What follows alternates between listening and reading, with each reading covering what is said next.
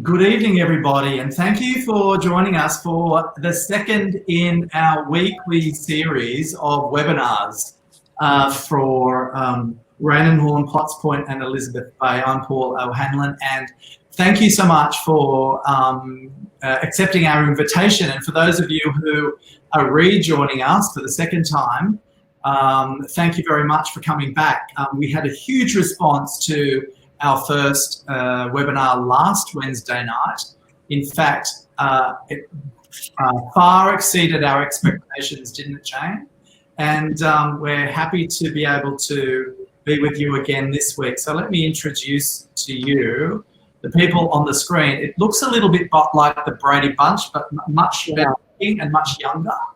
And I'm going to start with the person below me tonight, Luke Hogan, who is probably, what would you say, Luke? What would you say you are in terms of like the demographic of the office in Potts Point? Middle-aged, right?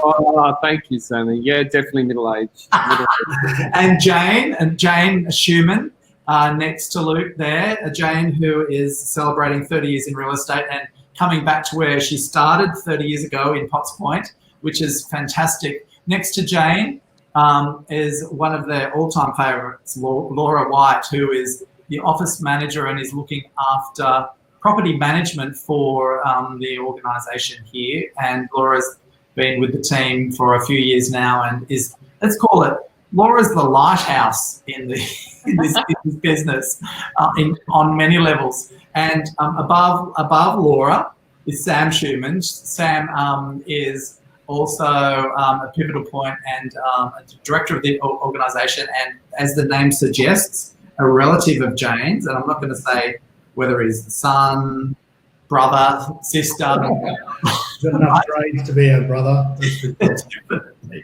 Part of the family. And we've got a guest tonight, Tom Hawley, who's the director of Azura Financial. Thanks, Paul. Thanks for having me. Thank you very much for being here, Tom. Pleasure. And, we're going to be shooting a few questions at you based on our feedback last week of people that watched the webinar, and I think it's interesting to see the kinds of questions that people do ask and are very open in doing so. So thank you for being here as our first guest. So appreciate your time. Jane has disappeared. We've had a little bit of a technical issue tonight, and I'm not sure whether it's because Jane's using the new iPad or what it is, but we'll just move forward anyway. But anyway, thanks guys. Thanks for all taking the time to do this. Live, we've got already quite a number of people that have connected to watch this. Anybody who's watching, please add your questions in the chat window next to the screen. So we're happy to field those questions as we go through tonight. And we'll do our utmost to answer everything. And it's incredible to see the numbers that are being added tonight. So we all need to be on our best behaviour. So I guess let's start. Let's start with Sam and Luke to get going. It's been a big week. Movement. And I think everybody is feeling really pumped. I think it's very positive, energetically. And maybe, Sam, could you maybe start by giving us a bit of an overview from your perspective of what's been going on? Absolutely. I think the market would tend to agree with you, Paul. We've seen numbers in open for inspections and inquiries, going through the roof, really. Considering we're coming back to some form of normality into the marketplace, it's good to see that the buyers are responding positively. We've launched a couple of properties, in Darlinghurst and in Potts Point over the last 7 days, and the inquiry has just been through the roof. As I mentioned, we had nearly 120 inquiries on one property, and probably sitting around 50 for the other, which is just coming off the back of a really unprecedented time in the marketplace where it was nearly at a halt. Seeing that sort of positivity in the marketplace is really positive for us. And so that's really good, but it also extended into the weekend as well. We had about 20 groups through a property that can be considered at the higher end of the market in our marketplace, sitting around 4.5 million and above as a guide. And we had about 15 groups through a property equally as impressive, but just in a lower price point. Lovely view, 1 bed, 1 bath, 2 car in the Altair building. We had about 15 groups through there. So off the back of the pause in the open for inspection market, it's really positive to see that people coming through.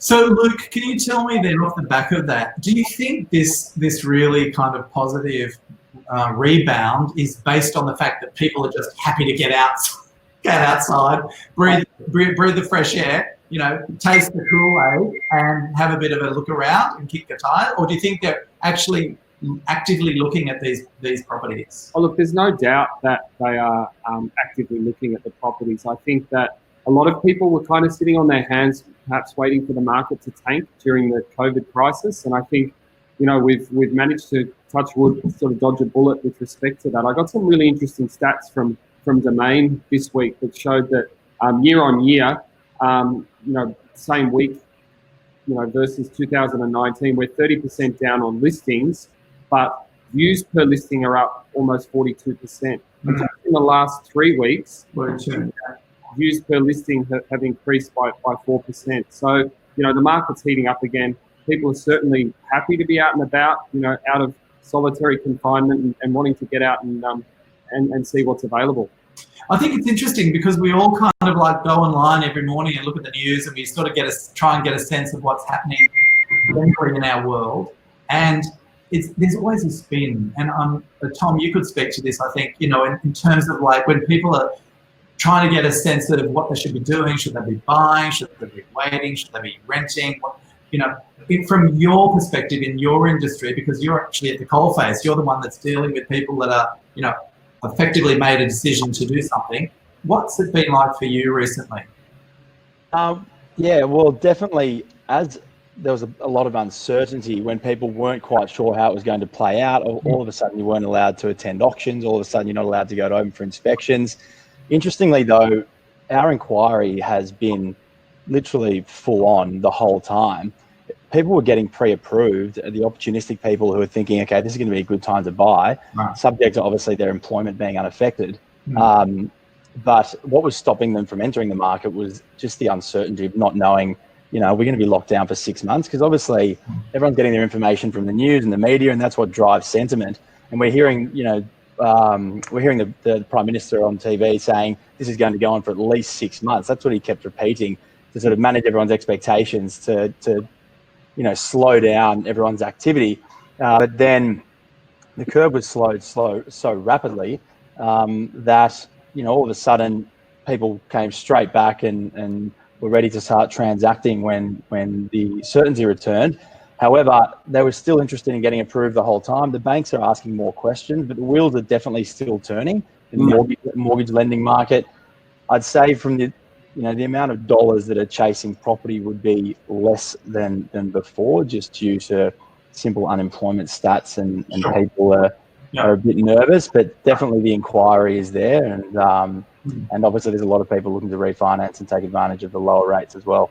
Right, exactly. And I know, Laura, you've told me already this afternoon that, in terms of investors, and, you have quite a number of properties that you look after for investors in this particular market, that they're very keen. There are still investors out there looking for potential properties to acquire from that perspective, and that you've kind of had to build the ability to be able to service those people as well, to ensure that you can give them what they need in terms of end-to-end potential around looking after their properties, finding tenants, managing the properties ongoing, etc.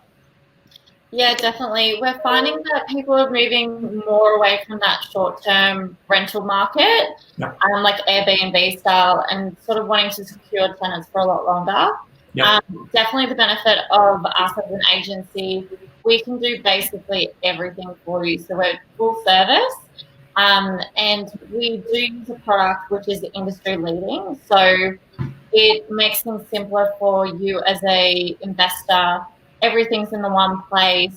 It also makes the tenant's life easier. The program has real-time payments. the tenants are able to book maintenance directly through the same app that their landlords can see, which allows them to then approve work orders and things. It's all very instantaneous, and it just makes the process a lot smoother for everyone, and it's more transparent. Yeah, I think transparency is the key, and I was really interested when you were explaining that to me this afternoon. Effectively, it's an app that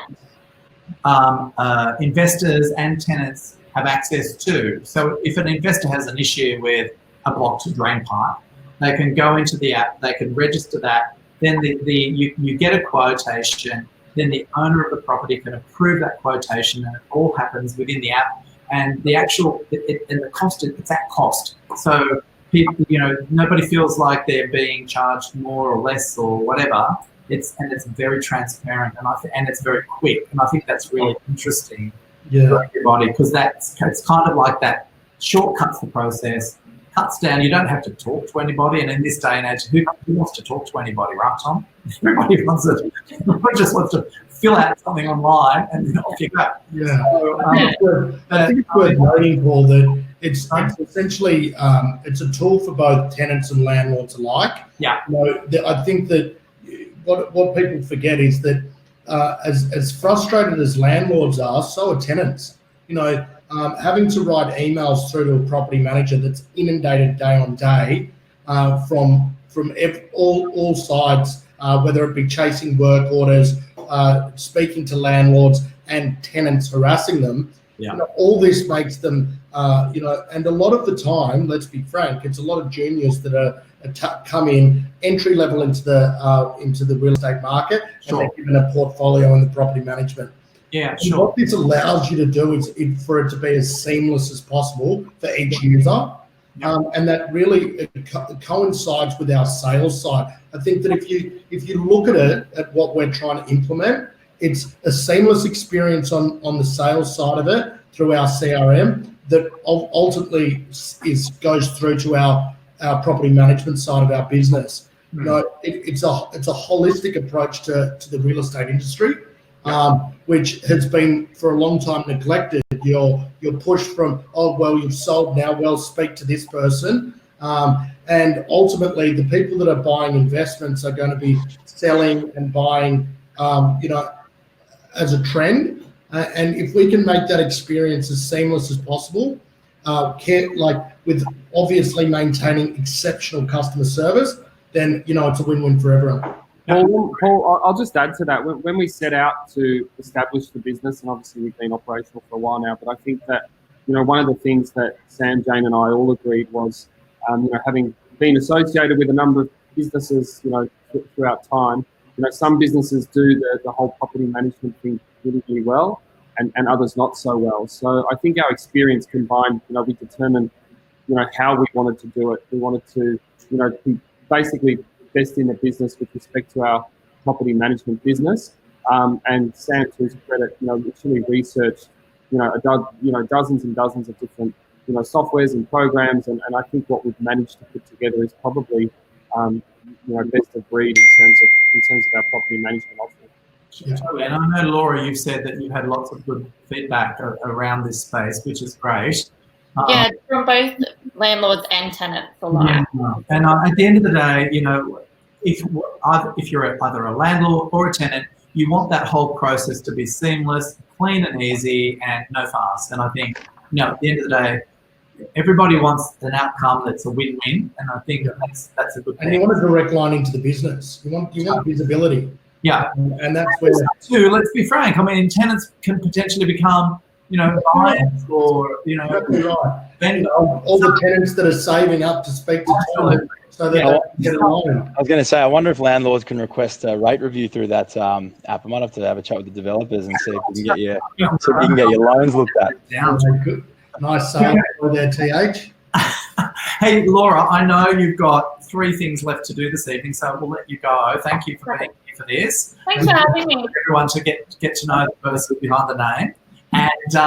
And we'll have you back. I know in a couple of weeks we're going to be talking more in detail about investors and how you can help them to ready properties to maximise the opportunity around their rental returns. So we'll talk about that soon. So thank you. We'll let you go. Perfect. Thanks, guys. Thank you, Laura. guys. Bye. So, as Laura leaves, guys, look, can we just get a little bit more granular around what's going on in the market at the moment? And I know, like Luke and I this afternoon were having a conversation about some specific properties, but I was really interested to go and have a look at this one that you guys have got. I'm just going to show the brochure because it's a really nice one. I love a bit of glossiness. And this one, which is in number 12, 1 of 12 St. Neots Avenue, which is a beautiful property. I'm not saying that just because it's yours, but because it is an exquisite place and probably one of the prime properties that would ever be up for sale in Potts Point. And I think it's incredibly timely that it's happening now. Sam, what's it been like for you to sort of put something of this caliber on the market in these times? Well, ultimately, it's a rare offering. So the good properties will always prevail. So in that regard, it's great for us. We've always associated ourselves with some of the the prime real estate within the area, having sold the penthouse at 17 Wild, the penthouse at Macleay Regis, the penthouse at Byron Hall, which you'd be familiar with. Yeah, and obviously this being a rare duplex offering, which was recreated by Luigi Rosselli, the architect. It's a beautiful property. If anyone has any interest, we were there this evening just to see the different tones and the different mood of it when you've got a twilight viewing is quite sensational. But it is a rare offering into the market. Yeah. It offers 3 beds, 2 baths with double parking in Potts Point with a lift, private lift access. Really lovely, generous living, dining, flowing out to a really lovely courtyard. So, it's rare and it's great to put it to market, and someone's going to be very, very happy when they secure the purchase. I think the thing with this particular area of Sydney is, there's always only going to be one Potts Point in Elizabeth Bay. Like, it's such a jewel, I guess. And while the people that live in this particular area are very lucky, it's also a really strategic and smart investment. So I'm not going to predict what's going to happen in the future, but my sense is that whatever you buy here, as long as you're smart about the way you do it, you're always going to be in good stead when it comes to a resale. So, Tom, how does that? I was going to say something then, because just to do with what's happening in the market, and you were talking about the media before, and I feel like these particular pockets, like your Potts Point, your Elizabeth Bay, and a lot of the pockets around the eastern suburbs, they only tend to get affected, I guess, less than the greater market. And when we have a look at the type of applications that we get through, people looking for money, they still seem to be well capitalised. Obviously, if your employment's significantly affected, which a lot of people it is, so you can't save yourself if the business has been forced to close or you've had a job loss. But we tend to find that there's always demand for these particular areas, and even when things were looking so dire, we were still having a significant level of inquiry for people who, they might not have been putting pen to paper at the time when there was, as I said, all that uncertainty before, but there was no shortage of buyers. I think it was more about just trying to get people to transact. There was still plenty of money around, and as soon as people started to notice that, okay, well, we can now go and look at a property, and there looks to be a bit of a path on track for what the future looks like in terms of lowering these restrictions. All of a sudden, inquiry, and correct me if I'm wrong, Sam, inquiry came back to the market just in an instant. And nearly instantaneously. So yeah, but in terms of the amount of money that was flowing around, there was only such a short period of time. We're only, how long since the restrictions started? I think we're on to sort of 8 weeks now, or something along that line. So about 2 months. It was only a very small window, but there was still plenty of people around, and the banks were still approving people, and so it's been a very sort of turbulent time, but in these particular areas that we tend to operate in, and and you guys as well, for the right properties, as you said, Sam, the strong properties tend to prevail. Those really, the properties that tick all the boxes, I mean, you rarely see much movement in them. Is that correct, Sam?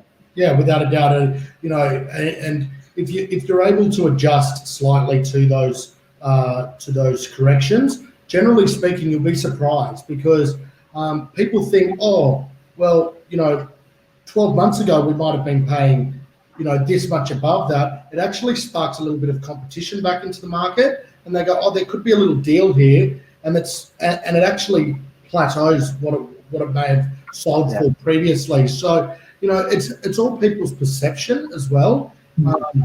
Yeah, I'm not saying prices don't get affected. Obviously, they did when the lack of competition arose. When you've got 3 or 4 people on each property, now you've got one person. That instantly translates into a lower price guide. But it just has a less of a prolonged effect, or it just picks back up so much more quickly in these particular areas of the right properties.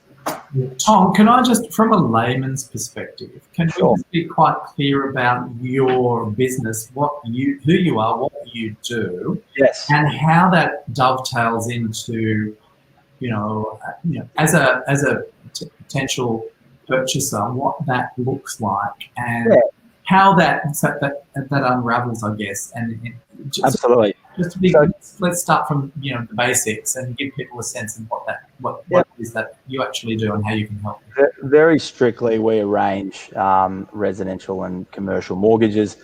Probably 80% to 85% of our business would be residential, and our job is to essentially have a chat to the customer, figure out their needs and objectives, go to a panel of 30 to 40 lenders, find the most competitive product to suit their requirements, that's also going to suit their financial position in terms of if they're self-employed or if they have certain types of income. So it's not just about the cheapest lender, it's about the lender that's going to actually find the solution for them. And we essentially make that process as streamlined as possible, communicate with them on their level, take a lot of the stress out of it. In the end, they get access to the whole market. We'll negotiate a better rate. We should be able to provide a better solution, and it's a completely free service because essentially we're outsourced bank administration. So whether, collecting documents, running through the process, managing all the way through to settlement and then ongoing, the bank, whether we do it or the bank does it, someone has to do it, and the banks pay us a fee for actually taking that administration out of their corporations or out of the company, and so that's why the client doesn't pay. But it's really just about giving them a premium service, but also getting a better result. Banks are large organisations, huge organisations. Commonwealth Bank's 40-odd thousand employees. To try and get a boutique service and build a relationship with an individual in an organisation like that, it's impossible. So that's why the broker and banking relationship works so well, because you get a product and you get your money and you get your banking infrastructure, you get your branch network, your app through the large organisation. But the individual who arranges the lending and walks you through what's an emotional process to buy your property, or have a look at your lending, speak to your accountant, speak to your planner, and do all those things, understand your situation intricately. You get a broker to do that, and that's how the relationship works so well. So it's also rare to get in a bank to get a decision maker. You're just pushed along the line. Yeah, we can pull a few strings as well. So we, get on the phone and yell down the line to push things along. So that's where a relationship comes into as well. What I was going to ask is actually off the back of that is, since the Royal Commission into banking, how have things changed for you, or have they not? I tell you what, it's so interesting. Literally, not much has changed since the Royal Commission. And what happened was the banks anticipated a lot of the changes that needed to take place as the Royal Commission was underway, and that was things like standardising. Well, in terms of actually the lending process, it was increasing buffers for rental income and basically just tightening up lending standards to stop people from borrowing more than what the banks thought was reasonable or what the regulators thought was reasonable. But a lot of those changes actually took place from 2015 all the way through to when the Royal Commission was taking place. By the time the Royal Commission was finished, a lot of those changes had already actually been engaged. There was a few changes in our industry around standardising commissions, which I thought was fantastic. Anything that aligns consumer, bank and third-party incentives makes perfect sense. I was actually happy that the spotlight was getting shone over the industry to take away a lot of the bad operators and to give confidence back to people that they're going to get looked after. So that's another thing to note as well. All these changes that took place in the lending market from 2015 about, making people pay principal and interest on their mortgages, changing people's mindset about debt, leveraging themselves too high and being a little bit more cautious. I know it's frustrating for people when they're trying to borrow money, thinking, I can borrow more, or why isn't the bank giving me more? Why are they asking all these questions? But all of a sudden, when you find the country in a position like it is today, where there's a huge economic shock to the system, well, you have to think back and go, I tell you, if they hadn't made all these changes, we'd be in a lot worse position now than they hadn't made any changes since 2015. So in the end, I think they've done a very good job at sort of building up a bit of fat in the personal, balance sheets of the general consumer. Okay, and that's all great because that's a kind of like that's a helicopter view. Can I get a little bit more granular? If I'm sitting down and I say to you, "Oh, I really love this property that I just saw today," and it's going to auction. I'm not going to say which one it is, guys, but it's going to auction on the 9th of June. Yeah, thank you. Can you just quickly, Tom? Let's not dwell on it too much, but step me through the process. If I was to pick up the phone to you tomorrow and go, I love this. Just for everybody out there who may or may not have engaged someone in your industry, how does it work? What do you need to know, and what's the time frame around it? I'll get a full picture of their financial position over the phone. I can get that instantly. I can get them to fill out a form if I'm missing anything. It's a 5-minute turnaround. I'll get an idea of their income position, their assets and liabilities, their needs and objectives in terms of how much they need to borrow for the particular property. Then I'll send them a list of all the supporting documents that we require: bank statements, income documents, identification documents, X, Y, Z.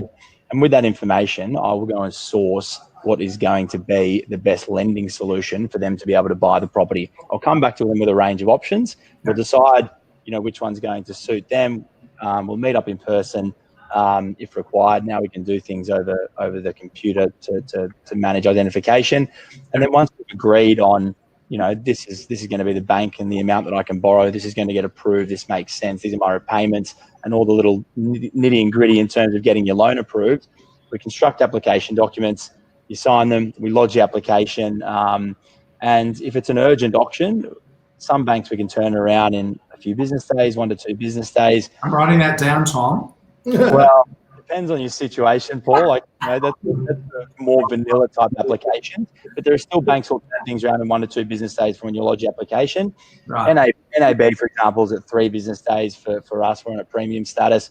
ANZ at the moment, 25 business days. So you can see the variance, and it depends on what end you go with. But these are all the things that need to get taken into consideration. If you're banking with ANZ and you need to go to that property and you go to them directly, there's zero chance you're going to get approved. Right. So it's fair to say that it is much better for people to come to someone like you to manage that process, because as it's not going to cost them anything. By the way, this is not an advertisement for Tom Hawley, but it's not going to cost me as a buyer anything, because you are leveraging your relationships with the bank. It doesn't cost you a thing, because all the administration that's involved in arranging the loan, signing the documents, doing the assessment with all your information, and being the point of contact during the process, work that the bank would generally have to do internally. Because we conduct the work, they pay us a fee, and therefore it doesn't cost you anything.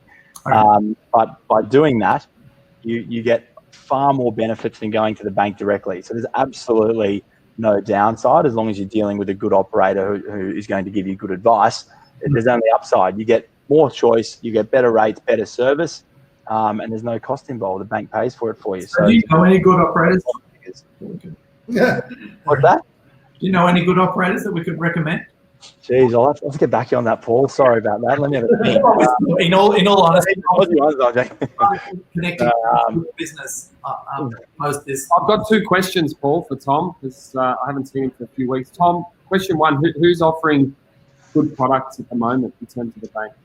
ANZ's been very competitive, hence the blowout of their assessment times. But you can generally get CBA to match them at the moment. You should be looking at a 2-year fixed rate for an owner-occupied purchase, 2.19%. Variable rates around 2.7, depending how big your loan is. If it's bigger, you should be pushing that down to 2.6, even in the 2.5s if you're a very good negotiator. If it's a smaller loan, a bit higher. NABs are always good. ING is extremely competitive, but they're a little bit tight on their lending standards. But if you can fit into their box, they're a very, very, very good lender, and their rates are very good. But in general, for the short-term 2 to 3 year fixed rates, you should be looking at the very low 2s. And for your variable rates for owner-occupied, you should be looking at sort of, mid to high 2s. For investment, this is a very interesting point. I think you're going to be surprised here. You can fix in with ANZ investment interest only at 2.69%. You do your numbers on buying $1 million investment property if you can find a tenant in these trying times. But if you're putting in, 10% or, do your numbers on whatever deposit you have, it's very, very fast to get a property to be positively geared if you can fix your money in at 2.69% interest only for investment. It's just so cheap, and that's what's keeping people interested. So can I just ask Ben, sorry, Luke, to jump in. I'm going to let him come back for the next question, but I just want to ask Tom off the back of that, who at the moment, if you had to take a snapshot of, what's the demographic? Who are the people that you're talking to most? Are they people that are owner occupiers? Are they investors? Are they looking in the low million, or what is it?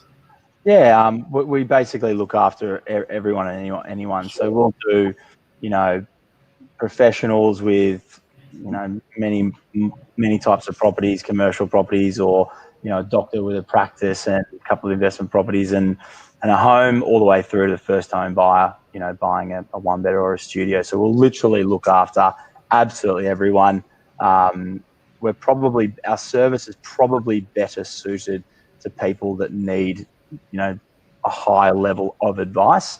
However, we'll look after absolutely everyone, owner occupiers, investors. Just anyone, Paul, really.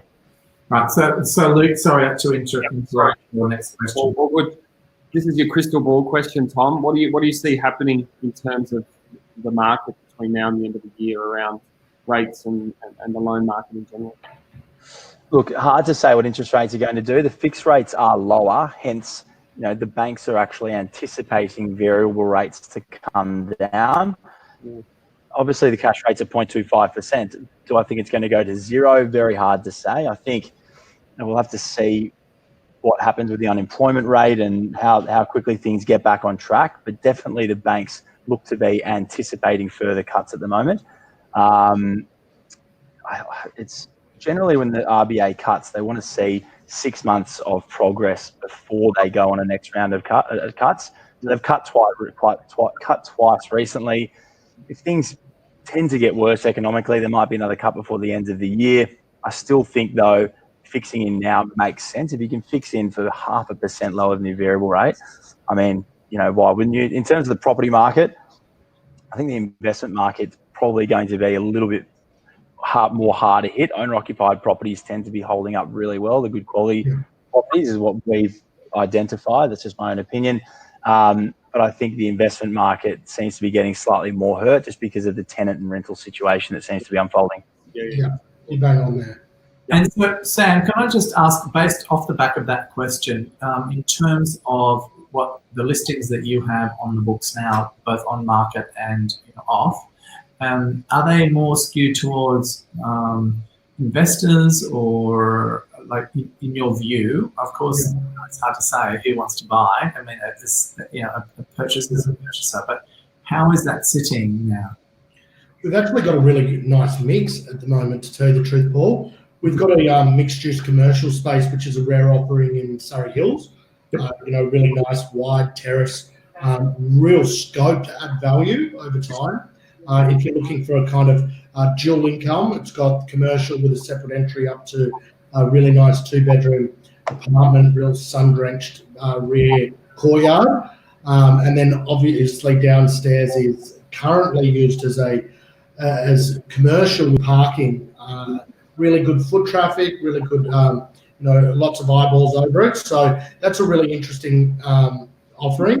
But then obviously to St Neot, which would probably be the downsizer market, investor market, and owner-occupier alike in Altair. Although it's a 1-bed, 1-bath, 2-car, it's a building that attracts a lot of people that are looking to live. The high level of service that they get from the 24-hour concierge, and all the facilities that are involved with that. That being said, they also get really strong professionals wanting to rent them out, and that actually drives up their investment opportunity with that. So, but we've got a couple of more off market that are more the family home situation, which we're kind of navigating through at the moment. We've got a couple more coming up, which are probably going to be owner occupiers. One in Point Piper, really amazing apartment, big space, nearly 390 square meters on title. Wow. So, we've got a range of different properties, and I think that it's one of the things that we've always tried to juggle as a team is we offer such rare properties as a team in the past, a lot of special properties that we've been associated with, but that correlates to both investors and owner occupiers alike. Okay, Luke, can I just ask you, in terms of your, obviously there's a lot of work that goes on behind the scenes to get to a point where you have a property that's ready to present, whether it's to the greater audience or exclusively off market or whatever. How do you make that decision, and what is your view around the difference between a campaign which is a broad one as opposed to a more discrete one, say, and what's your view around the outcome? I think in terms of preparing a property, we like to offer a bit of a one-stop shop solution, whether depending whatever the property might be, whether it's a large home in Point Piper, whether it's a small apartment in Potts Point, they're all sort of individually obviously different. So some of them need gardens done, some of them need painting, some of them need patchwork, some of them need carpentry, whatever it might be. We like to take that burden away from the property owner and provide a solution that gets the property ready, sure, styling, etc., so that it's ready for market. In terms of the marketing itself, well, it's obviously auction campaigns are proven, 100% almost 100% of the time to yield a better result, mainly because not all of them necessarily go to auction, but having an end date that sort of programs the buyers to know that they have to perform on or before that auction date. We generally get the result, a lot faster than properties that are, what we call private treaty, that just sort of sit on the market without a forthcoming auction or an auction date. So, the marketing, to answer your last question, will depend from property to property. On a 1-bedroom, or a studio, we're certainly not going to go to the Wentworth Courier and put a double-page spread. But, it's kind of horses for courses, I suppose. Certainly every property we'd recommend going with an online campaign, at least. Right. Okay. Tom? I'll just 2 seconds, Paul. I think it's also worth noting that, it's not about... the marketing is about the property itself, not about the agent. I think that in so many instances these days, you'll see that a lot of the property marketing is not about the property.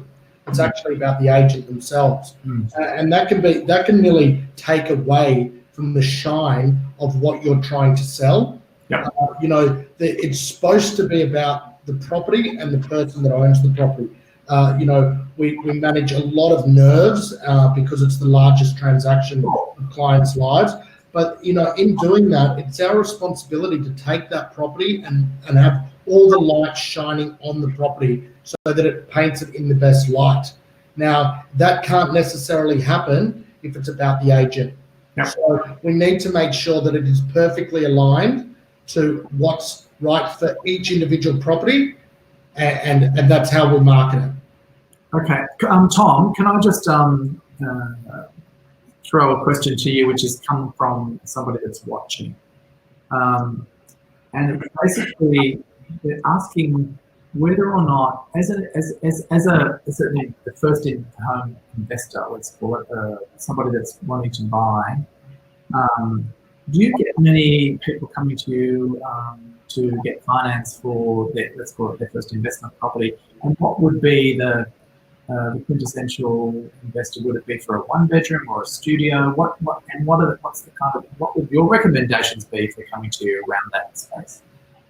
Look, it depends on your income position and what sort of deposit you have on what you'd like to spend. Generally, first home buyers are obviously operating on average in a smaller end of the market, but we do find we come across first home buyers that have accumulated a large deposit and do have large income. They might be, they might buy a 2-bedroom or a small terrace for their first property. It just depends on your personal position. But if you've saved up enough and you can afford to have the facility and own the property and manage the ingoings first versus the outgoings, I guess our job is to just make sure that the loan is affordable and that you're getting the absolute best deal. What type of property you buy in terms of what is a good investment, obviously you need to do your own research, but it is a very specific thing. And you might find, studios and one-bedroom apartments have performed, correct me if I'm wrong again, Sam, extremely well in the Potts Point Elizabeth Bay area in the last, few decades as of 2-bedders. Some people prefer to save up a bit more and say, I'd like to have a second bedroom as my investment. But it's all about just making sure you've done your research and is it worth, having X amount and going at a smaller property earlier, or waiting another 6 or 12 months and trying to go at a bigger property. And there's plenty of avenues where you can have a look at what the performance of properties have done and have a look at what your options are. But unfortunately, you're never really going to know what the right decision is until you look back retrospectively. That was the wrong one. It's interesting you say that, like around that kind of pocket where there are a lot of investment properties and where it's nearly transitioned into this really high-end downsizer market as well. But, I remember when I first got into real estate, when I transitioned across from sports management, and I thought I listed a property on the corner of Bayswater Road and just next to the tunnel. And, the building was unkept, unpainted. And I thought to myself, oh, what's this worth? I think they bought it for like $250,000. It was 40 square meters. I thought, oh God, if I can get 500,000, that's a pretty good jump, And we ended up selling it for 610,000. And I thought, whoa, what a huge result. But like looking back now, that's a 40 square meter with a balcony, kind of nice output. They paint the building and do the hallways, and that's, I think it was 49 or 50 square meters, just enough for the lending capability at the time. And it's probably worth, probably around 750 now. But at the time, I thought there's no way that we're going to be seeing, in the next 3-4 years, a positive return on something like that. And here we are a few years later where I'm like, okay, that would probably sit around that. So in terms of the investor market around that area, it's amazing. If Jack had a crystal ball 30 years ago, we probably wouldn't be having this conversation. No, we'd be on holidays. That's it. We wouldn't be here. You still get great returns on all square meters, whether it's a 35 square meter property, 70 square meter property. But one thing, as a first home buyer, if you're buying something to live in, different story altogether. You need to find something that you want to live in potentially, or you might not care, but that's obviously another element or dimension to your criteria. If you're just going strictly investment, one thing I'd probably encourage is to find something that you can spend a little bit of money on. It doesn't have to be, you don't have to knock walls down and, do anything majorly structural, but if you can, paint the kitchen. Glamorize it. What's that? Glamorize it. Glamorize it. If you can glamorize a small apartment, and I'm talking, new tiles in the kitchen, new carpet, maybe some new floorboards here and there, take off the old bench top, go and get some stone on, maybe even keep the structure of the kitchen, put some new cupboards on, put some new appliances in, very basic touch up. You'll be extremely surprised at the amount of value you can create. And that's probably, a pretty important factor to me for first home buyers, to make sure that they, do see a result. If it's strictly investment, is try and find something that they can do a basic touch up on and don't get in over their heads. But something to keep in mind, and something that I like to keep in mind. Yeah, Luke, I always ask you the tough questions. I know last week you actually had a go at me because I asked you a few which are a bit too difficult. But that's because Sam said I'm not answering those. So but no, in terms of let's stay in this space of first time owner, investor, because I think it's an interesting one, and especially in Elizabeth Bay space. There are quite a lot of studios and one-bedders, etc. As Tom said, there are also many which you can reimagine. That's cool, without investing too much money. Are they the kinds of things that you point people to? How do you help people understand how they can visualize or reimagine a place when they walk into it? Because sometimes, as Tom just said, it's just about knocking down a wall or a new bench top, or saying, that was the sunroom, now it's the bedroom. How much of that can you do, and how can that help? Do you know what? I think that we've been helped significantly by all these, these renovation TV shows that we watch, every week, like The Block and all those ones. So everyone's a bit of a closet renovator, for one of the best. Closet? I don't think there's any closet about it. But, we've got perfect example. We're selling one at 25 at 25 Billiard Avenue at the moment. Yes. It's absolutely screaming for renovation.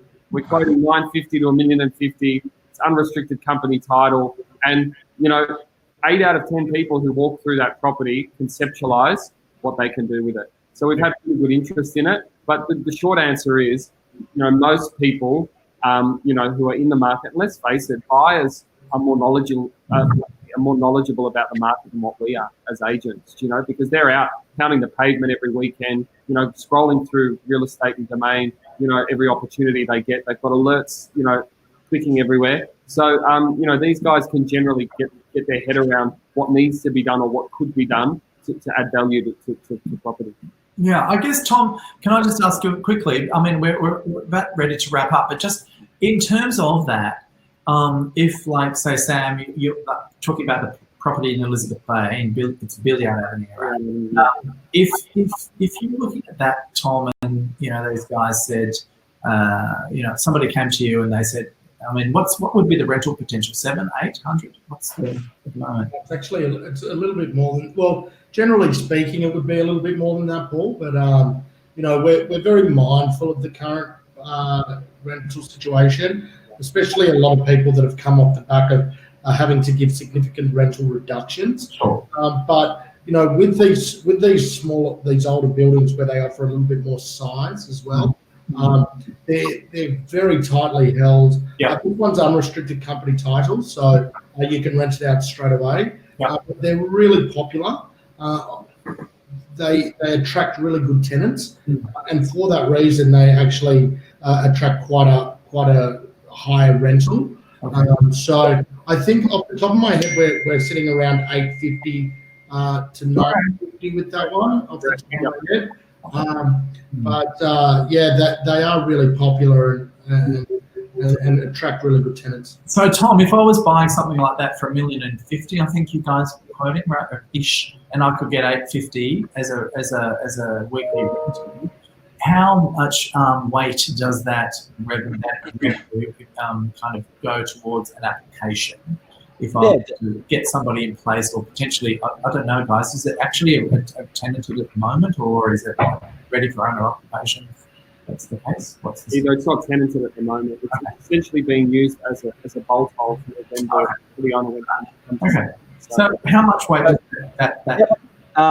It sounds like a good yield to me, but also when you go to lodge your application with the bank, if it's tenanted, they will take the lease that it actually depends on the lender, but if you have an existing lease, they will take the lease that is on the property as the given rental, and obviously that contributes towards the application. If you're making, you know, an average wage, and the rental is a sort of relatively, maybe not a large proportion, but a decent proportion of the total income in your application, well, then, you know, you need every little bit counts. Whether the property's going to get rented for $750 or $850 might make every bit of difference towards your borrowing capacity. But depending on what the bank is, they'll either take a lease that's already on the property, or when they come and do a valuation for the property, they will take the actual rental estimate in the valuation as what rent is going to be included to figure out your borrowing capacity. And that's something to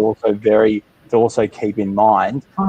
If you're going to go and buy a $1.1 million property and you put your rental estimate as $1,000 a week in your application, and all of a sudden you go and buy a property and the estimate comes in at $750, your borrowing capacity is going to be significantly affected, and you might find yourself in a spot of bother. So it's something to be aware of.